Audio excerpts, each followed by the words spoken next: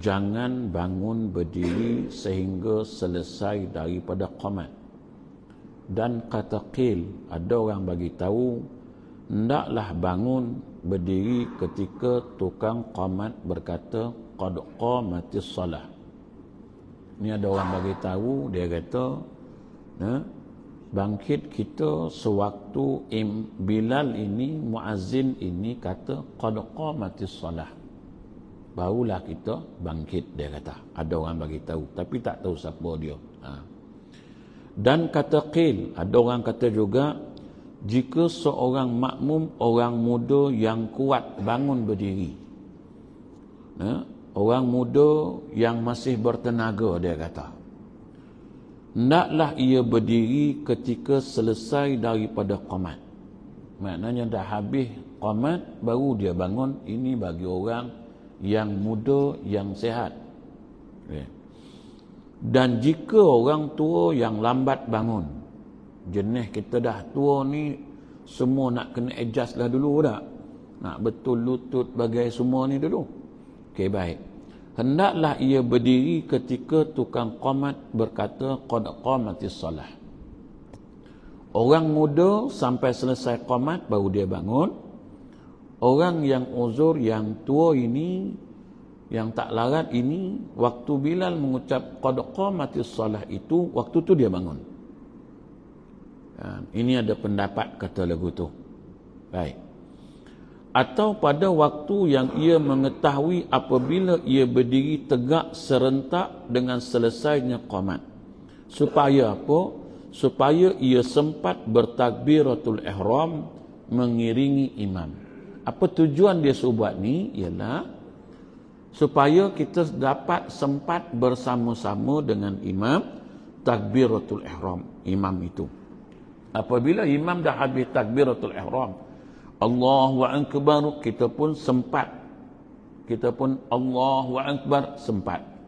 Itu tujuan dia suruh bangun waktu tu. Artinya kalau orang yang tua ini, yang dah berumur, yang dah tak larat ni, bila habis qad qamatis salah itu, dia pun bangun. Atau dia bangun sekira-kira dia sempat takbiratul ihram dengan imam dengan tidak melewati dia. Ini pendapat. Maknanya ini dalam masalah bangkit ketika bangun daripada qamat itu. Hukum ada kat sini untuk nak dapatkan pahala sunat tu. Nak dapatkan sunat dia, nak dapatkan sunnah dia. Boleh je bangun sebelum ke, belum Bilal qamat kita nak bangun, silakan. Nak bangun waktu bila pun boleh, tapi tak dapatlah pahala sunatnya itu. Ini nak mendapat pahala sunat, kan? Kita nak mencari pahala sunat ni untuk nak tampung segala kekurangan yang kita ada. Okey, baik. Kemudian masalah yang seterusnya, tidak disunatkan tahiyatul masjid ketika sembahyang sedang diqamatkan.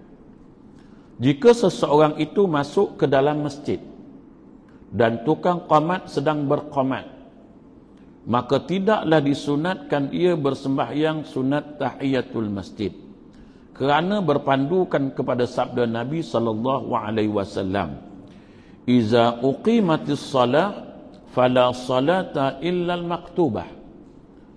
Apabila sembahyang telah diqamatkan, maka tidak boleh sembahyang melainkan sembahyang fardu. Itu gunanya jam ni tuan-tuan, kan? Ada jam yang dia bagi tahu waktu qamat. Tinggal 6 minit lagi waktu qamat. Tinggal 1 minit lagi waktu qamat. Ni dah tinggal 30 saat lagi dia pun nak angkat takbir, nak sembahyang tahiyatul masjid. Tak kena lagu tu. Artinya nak sembahyang tahiyatul masjid datang awal. Nah, jangan bila dah nak qamat dia pun sampai. Dia pun sampai nak tahiyatul masjid.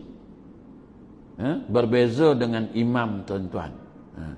Kok imam tak sampai, Bilal pun tak qamat-qamat lagi lah. Sebab imam tak ada, kan? Pandang-pandang imam tak ada. Kan? Siapa nak jadi imam? Sebab Bilal nak qamat pun dia bergantung dengan imam. Imam pun sampai, kan? Bila tengok imam sampai, Imam kata, tunggu Ustaz Bilal, nak sembang sunat jap. Bilal tak bolehlah qomat sebab mengikut arahan tuan imam. Sebab waktu nak qomat, imam ada kuasa veto dia. Waktu nak azan, Bilal ada kuasa veto. Nak qomat, imam ada kuasa veto. Imam kata, tunggu sana nak sembang sunat. Tuan-tuan mesti marah punya kan. Dah datang lambat, nak sunat pula. Aduh, aku nak cepat. Dah. Tuan-tuan nak marah ke? Tuan-tuan nak kata apa ke? Suka hatilah. Dia imam. Dia ada kuasa veto kat situ. Kalau dia kata kau nak qomat, kau jadi imam. Siapa boleh jadi imam? Bilal, qomat ialah Nia boleh jadi imam. Pada hal. Silakan. Takut bila qomat, imam tak ada. Kan? Imam kata, siapa suruh qomat? Apa saya tak minta izin kat saya dulu? Saya imam. Tu beza tuan-tuan. Imam dia ada kuasa veto dia sikit lah. Dia boleh buat. Tu sebab imam kalau dia lambat pun tuan-tuan tunggu lah. Baik. Kemudian dia kata, dan telah diterangkan dengan demikian oleh Al-Muhamili. Kemudian mengikut pendapat yang sahih, hendaklah ia tetap berdiri menunggu sembahyang. Demikianlah berkata pengarang kitab Al-Kifayah. Dan berkata Al-Hannati dalam fatwanya, jika masuk seseorang ke dalam masjid dan sembahyang sedang diqamatkan, maka janganlah ia berdiri, bahkan ia hendaklah duduk. Dan apabila selesai daripada qamat, barulah ia bangun semula untuk bersembahyang.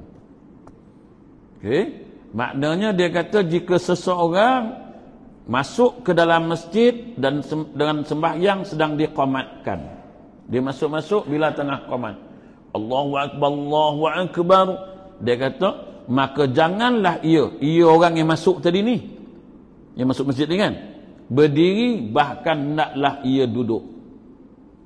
Kadang kita orang dah qamat, kita berdiri. Yalah tak? Nak tunggu dia masuk kan? Nak tunggu qamat habis. Tapi kat sini dalam kitab dia kata apa?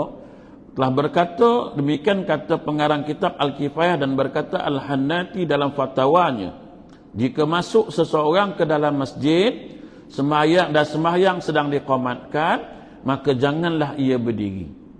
Bahkan ia hendaklah duduk. Makna kita masuk-masuk orang tengah qamat, kita duduk. Biasanya kita akan berdiri. Kan? Baik. Dan apabila selesai daripada qamat, barulah ia bangun semula untuk bersembahyang. Habis dah qamat, baru dia bangun. Ini yang sunnahnya.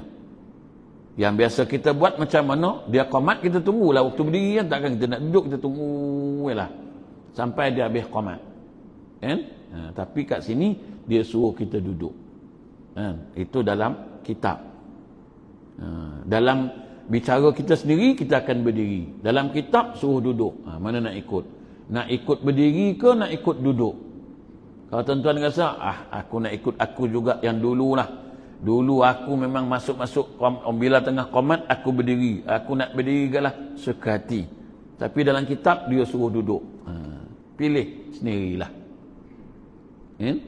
Sebab ini perkara sunat sahaja, bukan perkara wajib. Maknanya kalau tuan-tuan nak sunat, ikut apa yang ulama sebut. Tapi kalau tuan-tuan tak nak pahala sunat, tuan-tuan nak ikut pahala kepala kita aja, kita berdirilah. Dia ada dua, satu pahala, satu kepala.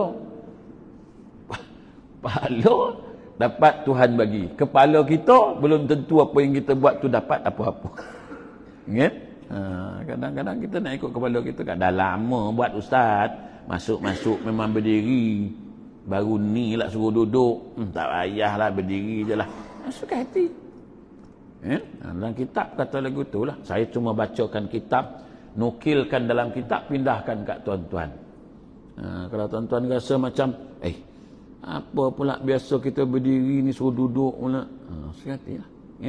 Baik. Yang kelima, seterusnya pendapat dia, janganlah makmum berdiri sehingga imam keluar daripada tempatnya, daripada bilik dia.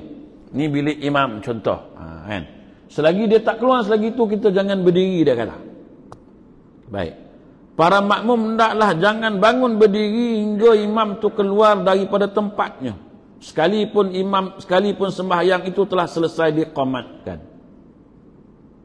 Tadi dia suruh bangkit waktu qamat, qad qamatis salah, atau selesai qamat. Yang ini imam tak keluar lagi, boleh tak kita bangun? Dia kata apa? Para makmum hendaklah jangan bangun berdiri hingga imam tu keluar daripada tempatnya, sekalipun sembahyang itu telah selesai diqamatkan, kerana berpandukan kepada sabda Nabi sallallahu alaihi wasallam, iza uqimatis salat fala taqumu hatta tarawni qad kharajtu. Nabi kata, apabila sembahyang telah diqamatkan, maka janganlah kamu semua bangun berdiri sehingga kamu semua melihat aku keluar. Kan? Kau tengok aku keluar dulu, baru kau bangkit, baru bangun. Ni Nabi sebut. Dan dinakalkan pada syarah Muhazzab daripada Syekh Abu Hamid, bahawasanya berkata, ia mazhab kita, yakni mazhab Syafi'i lah, dan mazhab Abu Hanifah, bahawasanya hendaklah para makmum itu bangun berdiri selepas selesainya muazzin daripada qamat. Berkata Imam Nawawi, dan pendapat ini sungguh muskil kerana menyalahi dengan hadis. Hadis suruh tunggu imam keluar.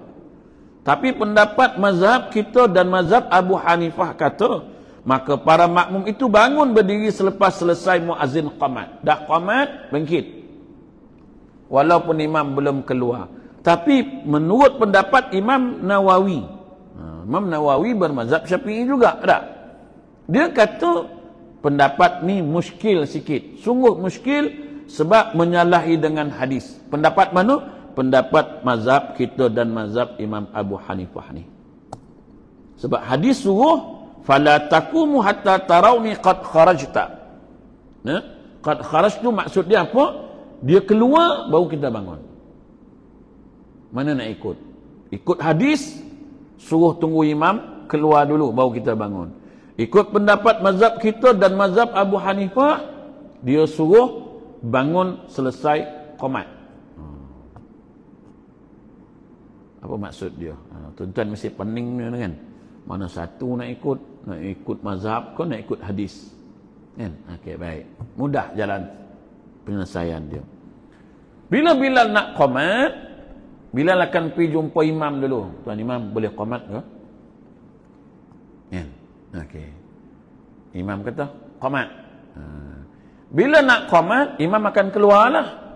Kan? Imam pun keluar. Habis qamat, bangunlah. Okey, tak habis lagi qamat. Qamat, bila imam tak keluar lagi. Tunggu, habis je qamat, imam pun keluar. Kita bangun, pun tak ada masalah. Dapat berlaku. Kan? Biasanya, bila dah habis qamat, imam mesti keluar lah. Takkan imam nak duduk dalam tu kan? Imam bila dah lama habis qamat, dia duduk dalam tu tidur ke apa? Selalunya habis je qad qamatis salatu qad qamatis salah Allahu akbar la ilaha illallah, dia pun keluar. Kan? Kadang-kadang belum habis la ilallah pun dia tetap pacul kat pintu tu dulu. Maknanya sekarang ini fala taqumu hatta tarawni bukan berarti dia duduk sini. Nampak kat situ dia keluar, oh imam dah keluar, kita boleh bangun. Kalau hadis tu kata sampailah dia berdiri di tempat sembahyangnya baru kita bangun, yang itu memang muskil pendapat tu.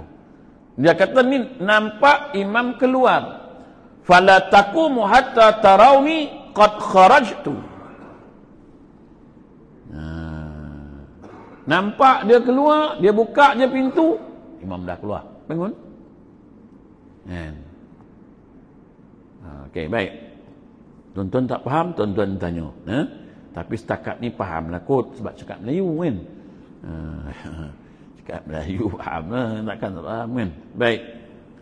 Masalah seterusnya.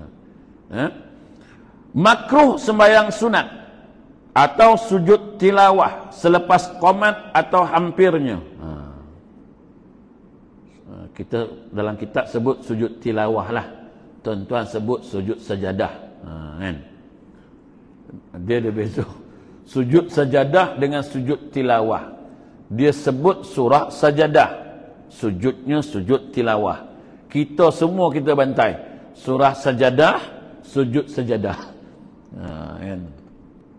Sama apa?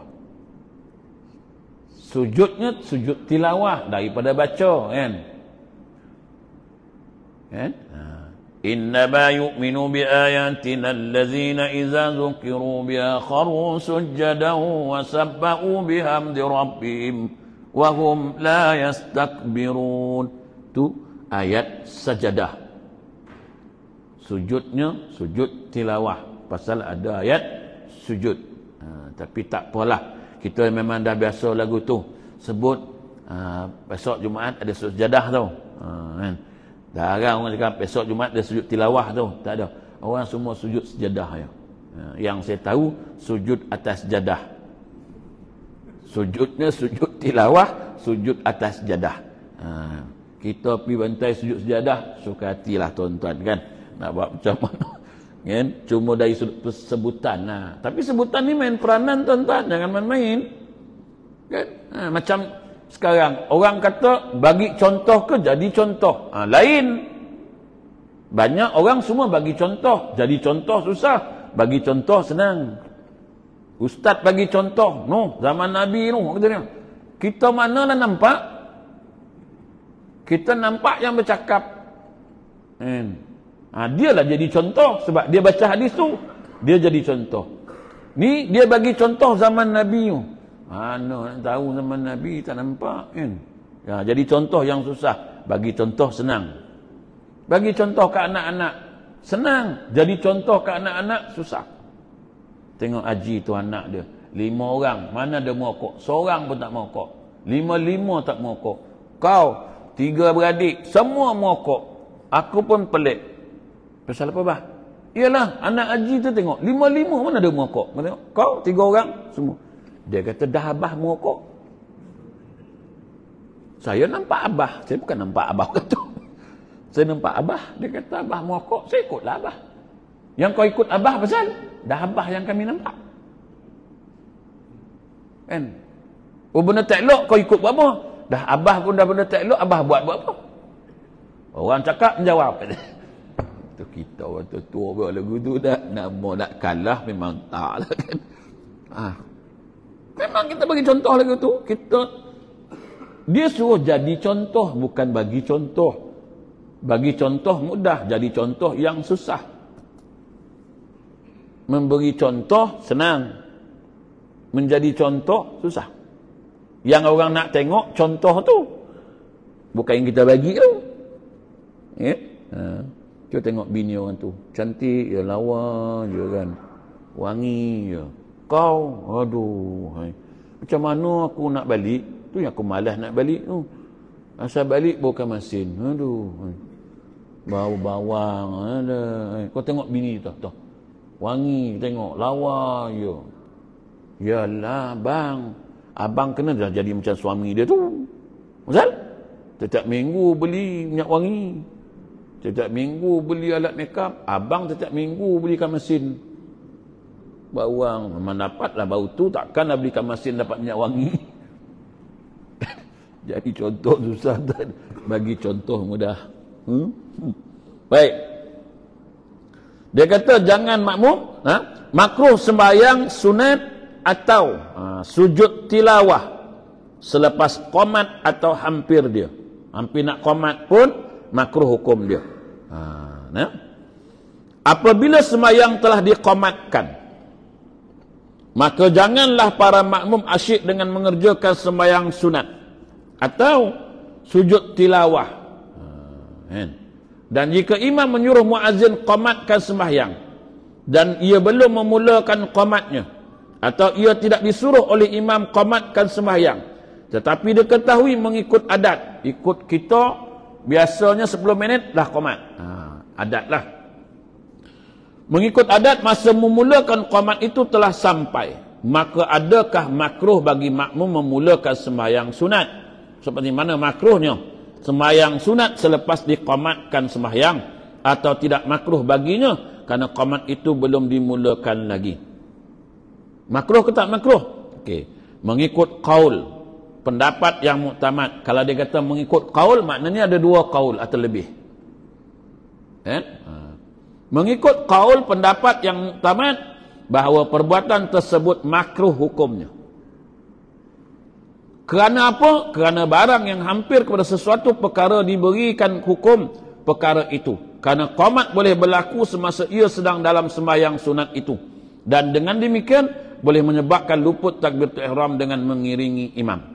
Kalau kita sembahyang sunat, Allahu Akbar, imam Bilal pun qomat. Allahu Akbar, Allahu Akbar, habis qomat imam pun sembahyang. Hari itu imam baca pendek pula. Kita sembahyang baru satu rakaat. Sembahyang sunat tadi kan.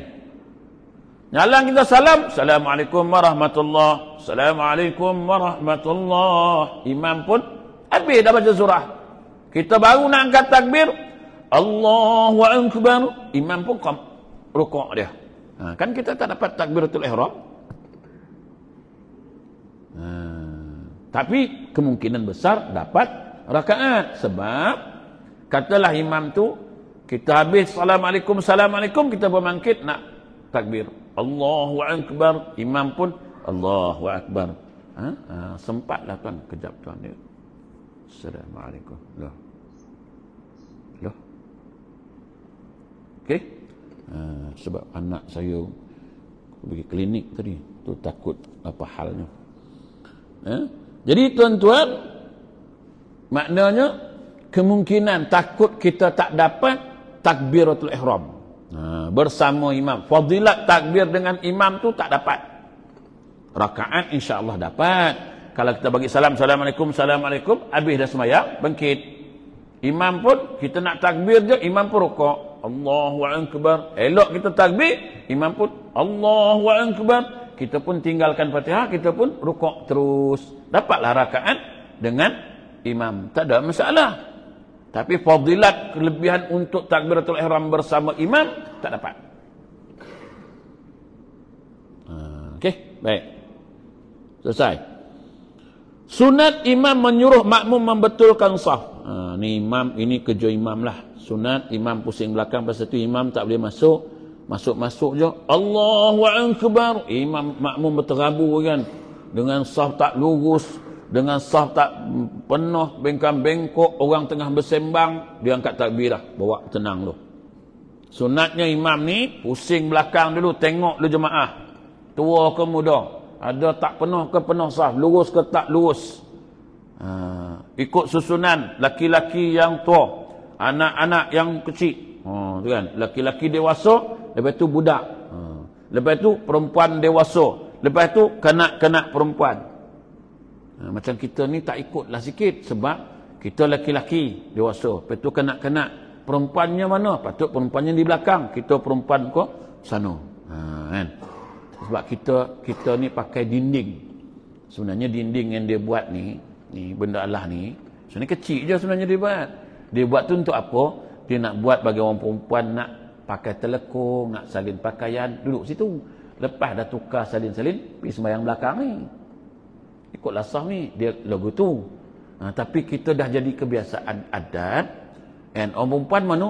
Sudut tu. Kalau masjid tu panjang, sudut belakang tu. And tutup dengan tabi. Takutlah, takut kan. Dia tutup dengan tabi, tak buka lah. Mayang dalam tabi tu. Macam ni okey lah. Dia jarang dia nampak lah. Takutnya apa? Takutnya ialah, katalah imam ni semayang, pakai ni okey lagi lah. Ini pun tak berapa nak tentu kan. Tiba-tiba tak berbunyi benda Allah ni. Kan? Tak bunyi. Imam punya suara pun perlahan pula kan. Dia semayang belakang. Tuan-tuan pernah semayang Masjid Jami' Production yang atas bukit tu. Kan dia punya jemaah sudut kan, duduk kan. Dulu saya ngajar Masjid Jami' tu lah. Dulu masa mula-mula balik tu tahun 97, 96 tu. Saya ngajar Masjid Jami' tu. Belakang tu kan. Okey, dia tutup dengan tabi. Tak buka lah, tutup. Kalaulah imam ni tak berbunyi ni dia. Menung jemaah perempuan belakang. Kan? Imam dah rukuk, dia tunggu. Kan? Mana imam tak rukuk-rukuk, tunggu. Kan? Rupa imam dah nak balik dah.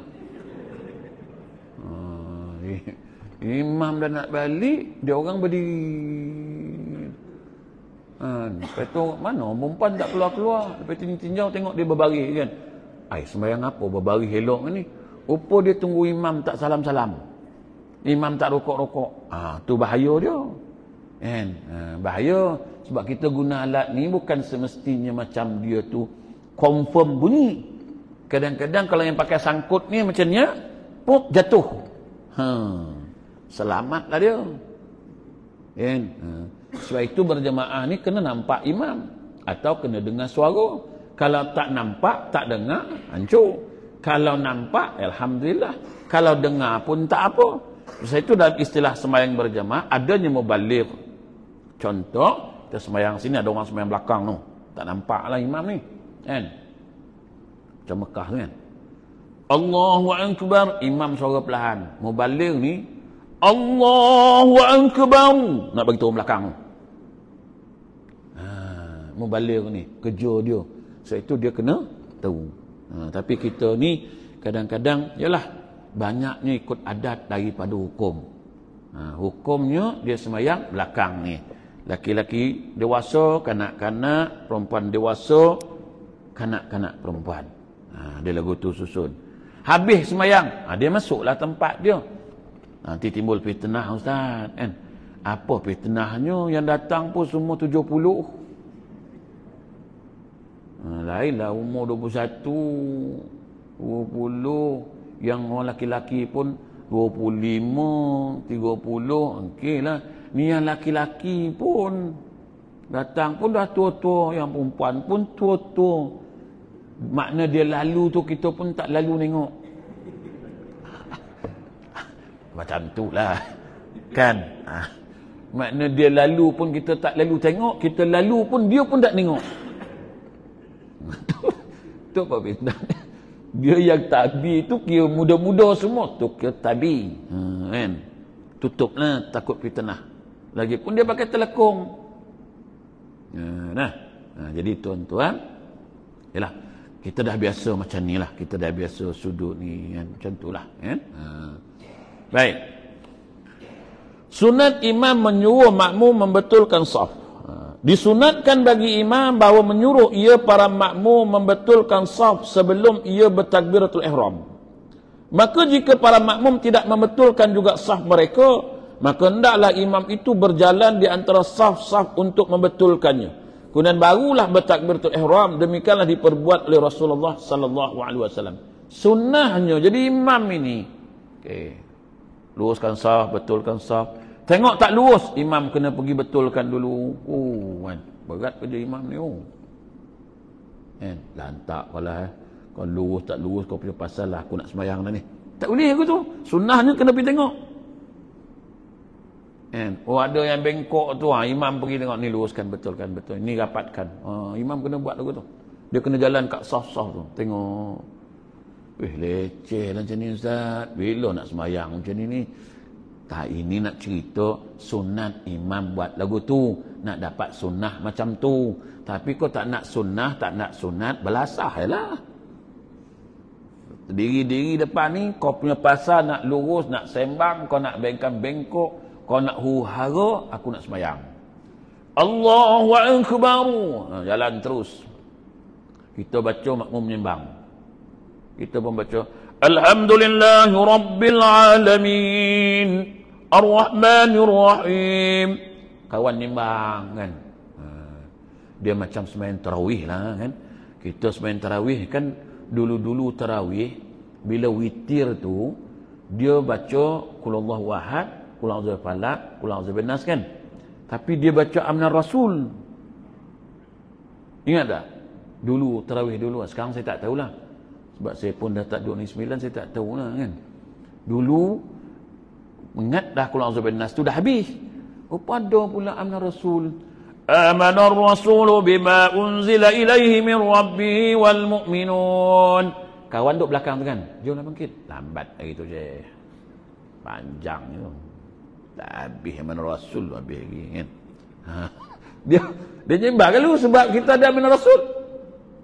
Tapi kalau imam tu buat kejut, habis Qul A'udzu Binnas, Allahu Akbar, mengelupa dia.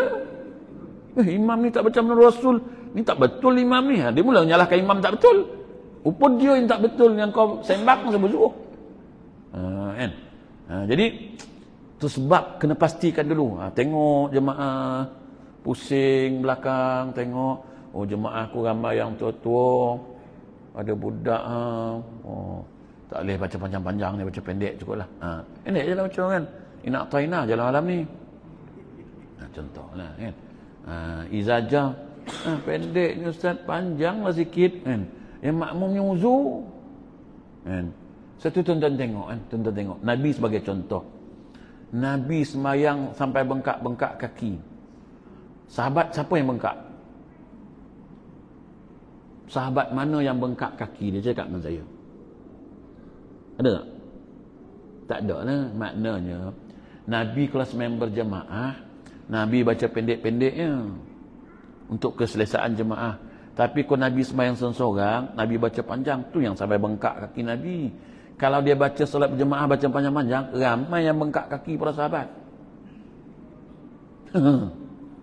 Semua sahabat bengkak kaki. Pasal Nabi baca panjang tiap kali semayang. Tapi Nabi seorang je bengkak kaki. Pasal Nabi bila seorang baca panjang, bila berjemaah baca pendek. Kita berjemaah baca panjang, seorang baca pendek. Itu yang imam pun tak bengkak, makmum pun tak.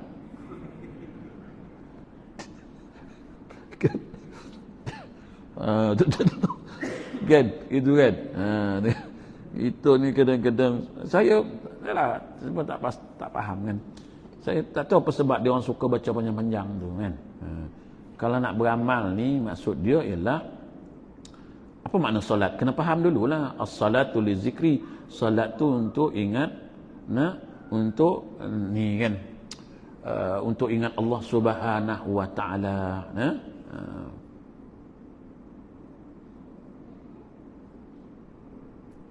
Kejap tuan ada doktor pula telefon. Kejap tuan.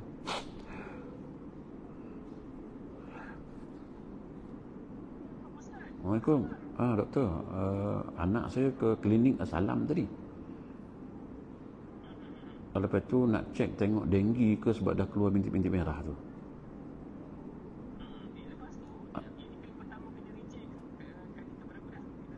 Tak ada kena reject sebelum ni pun. Kena reject. Rumah saya kata kena reject. Tak tahu sebab apa.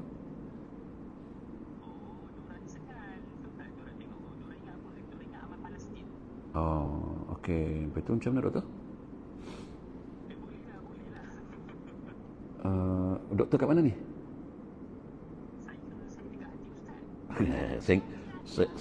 Saya tengah kuliah ni. Saya tengah kuliah. Okey. Doktor tolong okey. Tidak.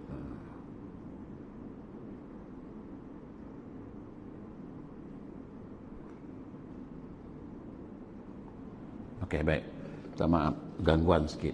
Anak ni kadang kita tewas jugalah. Tadi saya datang tadi dia macam tidur, saya tak tengok sangatlah tadi. Rumah saya kata dah keluar merah. Saya kata pergi bawa klinik. Bawa klinik tu. Baik. Sambung balik. Kemudian dia kata, okey, imam kena buatlah benda-benda ni. Kena check lah sunatnya macam tu lah. Tapi tak adalah sampai, yalah. Tapi kalau biasanya orang kita ni tengok pun dah cukup dah. Takkan tak faham kot kan.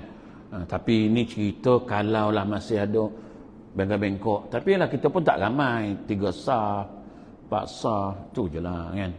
Paling ramai pun 5 sah lah paling ramai kan. Jadi tak perlulah teruk-teruk. Baik. Tidak sunat membaca bismillah ketika hendak takbiratul ihram. Ni tak sunat baca bismillah ketika hendak takbiratul ihram. Sebelum takbir kan. Bismillahirrahmanirrahim. Allah. Tak sunat. Berkata Syekh Al-Qamuli dalam Kitabul Jawahir, apabila seseorang nak bertakbiratul ihram maka tidaklah disunatkan membaca basmalah. Seperti mana tidak disunatkan bagi seorang itu membaca ketika hendak ia berihram dengan haji. Kan? Tak sunat baca bismillah nak takbiratul ihram. Okey, baik. Wajib menghadirkan 3 perkara dalam takbiratul ihram. Yang ini kita belajar dulu. Yang lama-lama ni, yang berumur ni dulu belajarlah. Tapi kalau lebih muda-muda ni dah tak ada pula. Qasad ta'arat ta'yin tu dah tak ada. Sebab dia kata zaman Nabi tak ada. Saya tak tahu lah kan. Tapi saya ngaji dulu ada semua. Ada berlaku dalam kitab. Kan? Dalam kitab-kitab tua kita mengaji dulu. Macam Kifayatul Ghulam dan sebagainya itu. Macam Hidayatul Sabyan dan sebagainya. Ada benda ni dibicarakan. Ada dibicarakan tentang qasad ta'arat ta'yin ni. Tapi sekarang ni yalah. Orang dah mengaji kitab tinggi-tinggi ni kadang-kadang dia tak jumpa kitab kecil-kecil ataupun lupa kitab kecil-kecil. Tak ada kata dia. Mana ada qasad ta'arat ta'yin ni? Kan? Tapi ni dalam kitab disebutlah. Wajib menghadirkan 3 perkara dalam takbiratul ihram. Apa dia? Pertama, niat. Qasad, niat mengerjakan sembahyang itu. Kena ada satu. Kemudian yang kedua, qasad, niat sembahyang tu fardu atasnya jika sembahyang tu fardu. Kok sembahyang fardu, sembahyang fardu lah. Kok sembahyang sunat, sembahyang sunat. 2. 3 ialah qasad, niat menentukan sembahyang yang ia hendak dirikan itu seperti keadaan zuhur atau asar atau sebagai dia. Okay. Menentukan sembahyang yang hendak didirikan. Sembahyang apa ni? Sembahyang zuhur. Sembahyang apa ni? Maghrib. Sembahyang apa? Sembahyang isyak. Ditentukan. Kena ada dalam niat kita. Sewaktu kita menghadirkan niat ni tadi, Allahu Akbar, alif lam lam ha, alif lam lam ha, alif kaf ba ra, 8 lah. Maknanya huruf yang pertama sampai 8 tu dalam tu berapa harakat tu? Paling lama, paling panjang 12 harakat. Allahu Akbar. Panjanglah. Sebab nak bagi masuk kan, nak bagi masuk 3. Tak masuk nyayo. Elok-elok dah masuk, keluar lah balik. Allahu Akbar. Dah dapat, dah tangkap, keluar lah balik semula. Astaghfirullahalazim, astaghfirullah. Apa halak keluar masuk pula ni? Dia memang duduk di dalam tu, dia tak pernah keluar. Tapi kita lah bagi dia keluar kan. Tu yang sampai 3-4 kali tu. Sampai pejam-pejam mata dah. Allah. Dapat tangkap. Terlepas boleh sebut. Terlepas lah Ustaz. Apa yang terlepas? Tak tahu lah kan. Dia tak masuk Ustaz. Tak masuk. Apa yang tak masuk? Dia tak masuk. Apa dia? Niat tak masuk. Bukan niat di dalam ke? Bila Tuan buat keluar? Kan gitu kan? Niat duduk dalam ke keluar? Dalam. Tu bila keluar? Cik Zul, bila dia keluar? Tengah takbir buat dia keluar. Dia mau duduk dalam. Bila duduk luar ni, tak ada duduk luar ni. Kan? Dalam hati tu, saja aku sembahyang fardu zuhur 4 rakaat. Kan? Ada beza lah zuhur dengan asar kan? Lain beza, lain lah. Sembahyang maghrib 4 rakaat, bawa bertenang bang. Kan? Okay, baik. Dia kena ada 3. Ada 3 ni tuan-tuan kena ada dalam niat. Okey. Dan jika pada sembahyang Jumaat, maka wajib ditambahkan atas 3 perkara, di atas dengan satu perkara lagi, iaitu menghadirkan niat mengikut imam. Niat ikut imam. Kalau tak niat tak dapat kan? Jadi makmum lah. Okay, baik. Niat ialah rukun pertama dari rukun-rukun sembahyang yang 13. Dan arti niat ialah qasad memperbuat sembahyang dengan hati. Dan jika sembahyang itu fardu, dan jika ada ia fardu nazar atau fardu kifayah sekalipun, maka wajib dalam takbirnya 3 perkara. Qasad mengerjakan sembahyang, artinya mengerjakan perbuat sembahyang. Yang kedua, mensabitkan fardiyah, seperti diqasadkan dengan hati memperbuat sembahyang fardu. Kemudian yang ketiga, ta'yin artinya menentukan waktu seperti subuh dan seumpamanya. Seperti diniatkan dalam hati mengerjakan sembahyang subuh. Adapun sembahyang fardu Jumaat hendaklah ditambah satu lagi, itu niat imam jika ia jadi imam atau makmum jika ia makmum.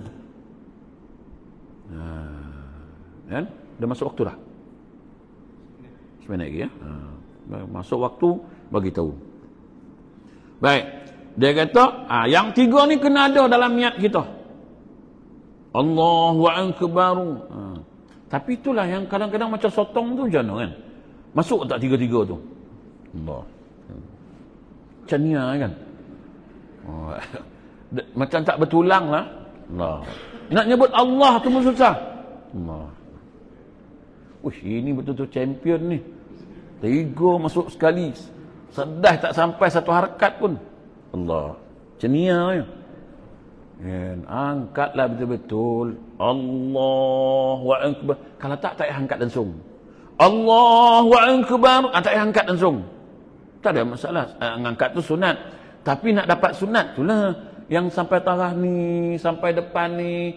Ni nak dapat sunat lah kan. Kalau dah macam sotong, apa sunat dapatnya?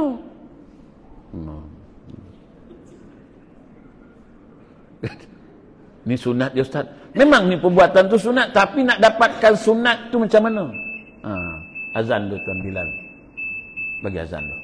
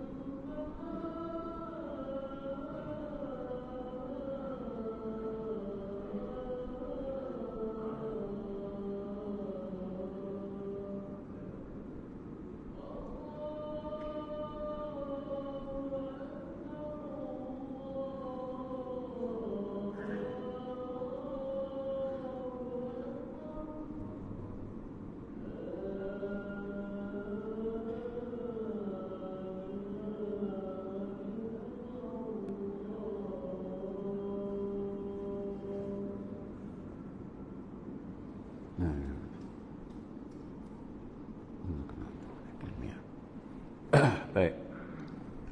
Kita sambung. Malam ni sampai pukul 9.30 tuan ya. 9.30 baru kita habis. Sebulan sekali tak apa dah lama kan. Yang ke-10, sunat makmum bertakbiratul ihram mengiringi takbiratul ihram imam. Kita sambung tahun depan lah insya-Allah. Yang ke-10 ni sunat makmum bertakbiratul ihram mengiringi takbiratul ihram imam. Ni tahun depan. 2024 kita sambung. Ada soalan nak tanya, dia tanya. Tak ada, kita nak tutup ni. Ada soalan tuan? Tuan.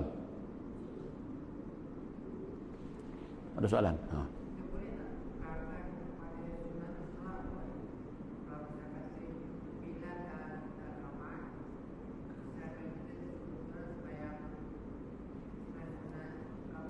Okey.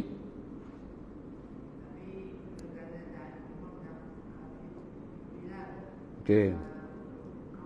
Okey. Okey, baik. Boleh tak ubah tengah-tengah semayang sunat ni tadi semayang sunat qabliyah isyak lah contoh kan. Allahu akbar tengah-tengah semayang kita tukar jadi semayang sunat mutlak. Tapi dia 2 rakaat juga. Semayang apa yang 1 rakaat?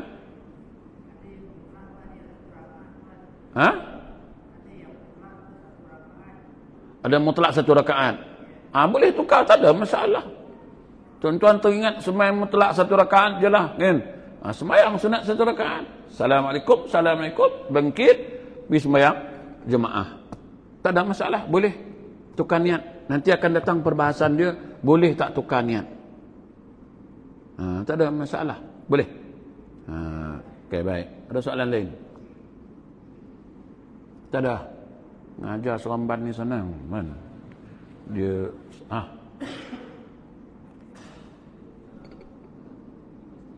macam mana? Okey.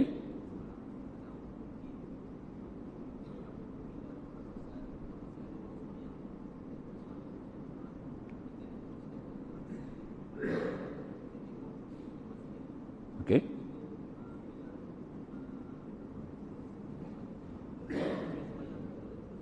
Okey, baik. Ini kalau kita masuk-masuk tengok macam ada masa lagi lah. Boleh tak kita semayang sunat? Maksud dia. Itu soalan dia kan. Boleh tak kita semayang sunat? Kita kira-kira macam ada masa 2 minit lagi lah contoh. Sempatlah semayang sunat 2 rakaat ni kan. Takkan Bilal nak qomat. Tiba-tiba Bilal buat ngigau lah dia kan. Elok kita semayang baru 1 rakaat, bantainya qomat. Waktu belum masuk. Waktu qomat belum lagi patutnya. Kan? Maknanya boleh tak kita teruskan semayang? Kita teruskan semayang. Tak ada masalah.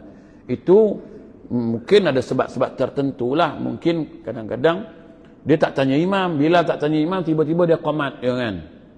Kita tengok imam dah ada, qomat je lah. Kan? Tak ditunggu-tunggunya dah. Maknanya boleh tak kita semayang tu? Boleh. Sebab kita berdasarkan tengok kaedah menggunakan waktu. Waktu 2 minit sempat semayang sunat. Aku semayang sunat. Tiba-tiba Bilal hari tu pula sakit perut, dia nak qomat cepat.